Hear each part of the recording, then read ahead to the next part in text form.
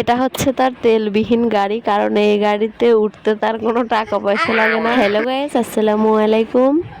আমি যখনই ঘরটা গোছায় রাখবো তখনই আমার ছেলেটা এই যে ঘর অগোছালো করার জন্য লেগে পড়বে। আসলে ওর কখনো বিরক্তও লাগে না, এত দুষ্টুমি করে, তারপরে ওর কখনো বিরক্ত লাগে না। তো এখন ওকে ওর দাদির কাছে রেখে আমি চলে আসলাম রান্নাঘরে, কারণ ইফতারের সময় হয়ে যাচ্ছে, ইফতারি বানাতে হবে। তো এখানে আমি ডাউল বেটে নিয়েছি, ডাউলের বড়া বানাবো, তারপরে পাকোড়া বানাবো, বেগুনি বানাবো, আর কয়েকটা মরিচা বানাবো। প্রথমে দিয়ে দিয়েছি পাকোড়া। আমি পাকোড়াটাই সবচেয়ে আগে ভাজি করি, কারণ পাকোড়াটা অনেক সময় ধরে মুচমুচে থাকে, সহজে নরম হতে চায় না। তো পাকোড়াটা ভাজা কমপ্লিট হয়ে গেল। এখন আবার দিয়ে দিলাম ডাউলের বড়া।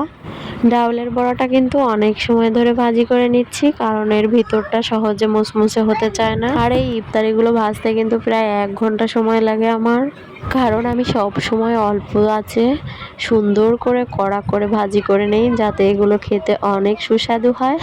3টা মরিচা বানাবো, কারণ আমাদের বাসায় মরিচ কেউ ঝালের ভয়ে খেতে চায় না, এই কারণে নিয়েছি 3টা, কারণ আয়েশার বাবা খেতে অনেক পছন্দ করে। আর মরিচটা কিন্তু আমি আগে থেকে হালকা ফেড়ে তার ভিতরে বিট লবণ দিয়ে রেখেছিলাম, আর মরিচের ভিতরের যে বীজগুলো ছিল সবগুলো ফেলে দিয়েছি, যেন অতিরিক্ত ঝাল না হয়, এই কারণে। তো এখন আমি সুন্দর করে বেসন দিয়ে ভেজে নিচ্ছি। সব কিছু কোটা কাটা করে বেসন গুলিয়ে সব একবারে রেডি করে নিয়ে চুলার উপরে বসে পড়েছি। এখানে দিয়ে দিলাম এখন বেগুনি একটা। যেহেতু ইফতারির সময় হয়ে গিয়েছে, এজন্য আমি তাড়াতাড়ি করে ভেজে নিচ্ছিলাম, পুরোটা ভিডিও দিতে পারিনি। সারাদিন রোজা রাখার পর কিন্তু ইফতারি করে এমনিতেই ক্লান্ত লাগে, তারপরে আমার এই যে জান বাচ্চাগুলো আমার সঙ্গে এতই আর কি করে, সব ক্লান্তই দূর হয়ে যায়। এখন আবার আমাকেই ঘোড়া বানিয়ে ঘোড়া চালাচ্ছে। এটা নাকি তার বুম, এই কারণে সে বুম চালাচ্ছিল।